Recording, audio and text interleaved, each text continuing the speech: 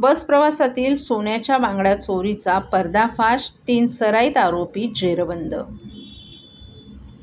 ठाण्यात बसमध्ये प्रवासादरम्यान महिलांच्या हातातील सोन्याच्या बांगड्या चोरणाऱ्या 3 सराईत आरोपींना गुन्हे शाखा घटक 1 न अटक केली आहे.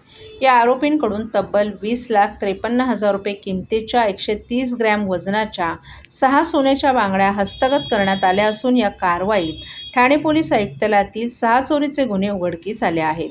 20 जुलै रोजी दुपारी सुमारे 2:10 कल्पना शिरीष पाटणकर या लुईसवाडी बसस्टॉपवर बसमध्ये चढत असताना अज्ञात चोरट्यांनी त्यांच्या उजव्या हातातील सोन्याची बांगडी चोरली होती. या प्रकरणी नौपाडा पोलीस ठाण्यात गुन्हा दाखल करण्यात आला होता.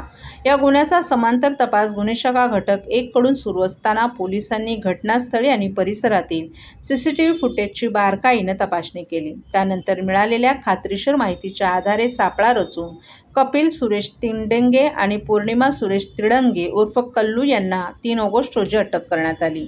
त्यानंतर दीपक वतन अभंगे याला 21 ऑगस्ट रोजी ताब्यात घेऊन त्याला अटक करण्यात आली. पोलीस कोठडीदरम्यान करण्यात आलेल्या तपासात या आरोपींनी नौपाडा, ठाणेनगर आणि राबोडी पोलीस ठाण्याच्या हद्दीत अशा प्रकारचे एकूण 6 गुन्हे केल्याचं निष्पन्न झालं. या 6 गुन्ह्यांमधील चोरीच्या 130 ग्रॅम वजनाच्या 6 सोन्याच्या बांगड्या पोलिसांनी जप्त केल्या असून त्यांची किंमत एकूण 20,53,000 रुपये आहे. या आरोपींकडून आणखीन काही गुन्हे उघडकीस येण्याची शक्यता असून या प्रकरणाचा पुढील तपास गुन्हे शाखा घटक 1 चे पोलीस उपनिरीक्षक प्रकाश शिरसाट करत आहेत.